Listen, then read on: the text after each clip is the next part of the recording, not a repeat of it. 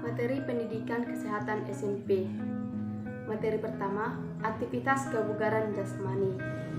Yang pertama, pengertian kebugaran jasmani.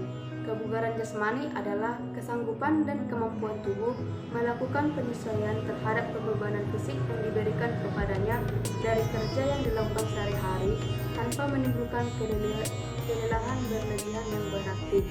Setiap orang membutuhkan kebugaran jasmani yang baik agar ia dapat melaksanakan pekerjaannya dengan efektif dan efisien tanpa mengalami kelelahan yang berarti. 2. Manfaat latihan kebugaran jasmani.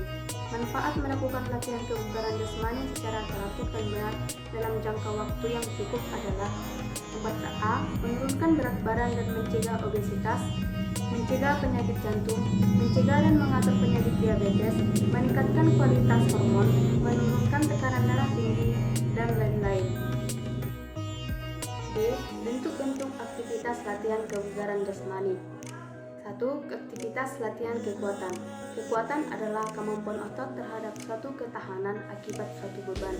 Beban tersebut dapat dari bobot badan sendiri atau dari luar external resistance. Bentuk-bentuk latihan kekuatan secara sederhana antara lain sebagai berikut. Aktivitas latihan kekuatan otot perut, aktivitas latihan kekuatan otot kedua lengan, aktivitas latihan kekuatan otot punggung, aktivitas pembelajaran kekuatan otot tungkai naik turun bangku. D. Aktivitas pembelajaran daya tahan otot. Daya tahan otot adalah kemampuan otot-otot untuk melakukan tugas berat yang membebani otot dalam waktu yang cukup lama. Salah satu bentuk latihan daya tahan otot adalah latihan weight training atau latihan beban. Bentuk-bentuk latihan daya tahan otot secara sederhana antara lain sebagai berikut. 1. Aktivitas pembelajaran daya tahan otot lengan dan bahu. 2. Aktivitas pembelajaran daya tahan otot tungkai. 3. Aktivitas latihan daya tahan otot lengan berpasangan. 4. Aktivitas latihan daya tahan otot lengan naik palang tunggal. C. Aktivitas latihan daya tahan jantung dan paru-paru. Daya tahan adalah kemampuan seseorang untuk melakukan kerja dalam waktu yang relatif lama. Istilah lainnya yang sering digunakan ialah respiratocardiovascular endurance, yaitu daya tahan yang bertalian dengan pernapasan, jantung, dan peredaran darah. 1. Interval training lambat dengan jarak menengah. 2. Internal training cepat dengan jarak pendek. D. Aktivitas latihan kelenturan atau fleksibilitas.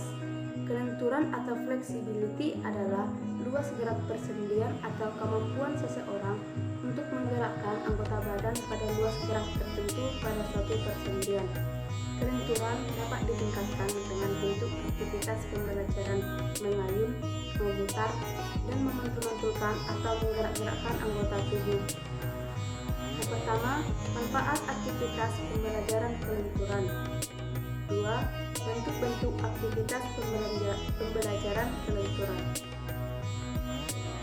C. Aktivitas tes kebugaran jasmani. A. Fungsi tes kebugaran jasmani. Tes kesegaran jasmani Indonesia terdiri dari 5 butir tes, yaitu lari cepat 50 meter, angkat tubuh pull up per 30 detik untuk putri dan 60 detik untuk putra, baring duduk dengan sit up per 60 detik, loncat tegak vertikal jump, dan lari jauh 800 meter untuk putri dan 1000 meter untuk putra. D. Bentuk-bentuk tes kebugaran jasmani. 1. Aktivitas tes lari cepat 50 meter. 2. Aktivitas tes angkat tubuh 30 detik untuk putri dan 60 detik untuk putra. 4. Aktivitas tes baring duduk 60 detik. Materi kedua, perkembangan tubuh remaja. A. Perkembangan jasmani. 1. Faktor keturunan. Artinya bila orang tuanya besar-besar, mungkin sekali anak-anaknya juga besar. 2. Faktor pembawaan. Artinya perkembangan seseorang sudah ditentukan pula oleh keadaan selama di dalam kandungan. 3. Faktor 2. Keadaan gizi, gangguan kesehatan, dan rangsangan. B. Pertumbuhan, perkembangan, kebutuhan, serta faktor-faktor yang mempengaruhi anak usia sekolah. Pertumbuhan dan perkembangan anak usia sekolah dipengaruhi oleh interaction dan keputusan-keputusan yang diambilnya setiap saat, sehingga merupakan suatu proses yang dinamis. Umur 6-14 tahun. Yang pertama, perkembangan jasmani. Kedua, perkembangan jiwa, emosi, sosial, dan intelek. 3. Kebutuhan atau requirements. 4. Faktor-faktor yang mempengaruhi. C. Ciri-ciri anak sehat dan tanda-tanda gangguan kesehatan. 1. Ciri-ciri anak sehat: tumbuh dengan baik, tangkas, gesit, dan gembira, mata bersih dan bersinar. 2. Tanda-tanda gangguan kesehatan. 1. Umum: kesan umum jelek, sikap tubuh yang buruk. 2. Mata: sering menyedihkan mata, mata berair, banyak kotoran. 3. Telinga: berdengung-dengung, pekak. 4. Tingkah laku: gelisah, gerakan-gerakan tak terkendali. D. Pola-pola hidup sehat. Usaha kesehatan pribadi adalah daya upaya dari seorang untuk memelihara dan mempertinggi derajat kesehatannya sendiri. Yang pertama, memelihara kebersihan. Kedua, cara hidup yang teratur. Ketiga, menghindari terjadinya penyakit.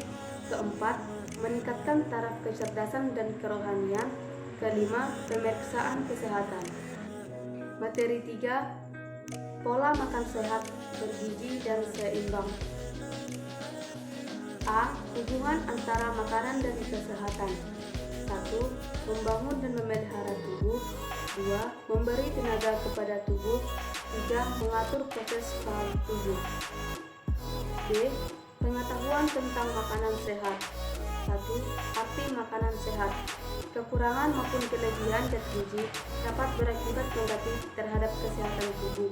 Keadaan yang sempurna akan diperoleh apabila tubuh mendapat semua zat gizi dalam jumlah yang cukup, sesuai dengan kebutuhan dan dalam perbandingan yang seimbang.